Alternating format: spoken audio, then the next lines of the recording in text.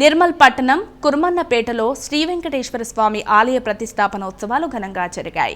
ఈ సందర్భంగా హోమం నిర్వహించి పూర్ణాహుతి సమర్పించారు. పలువురు భక్తులు ఈ కార్యక్రమంలో పాల్గొన్నారు.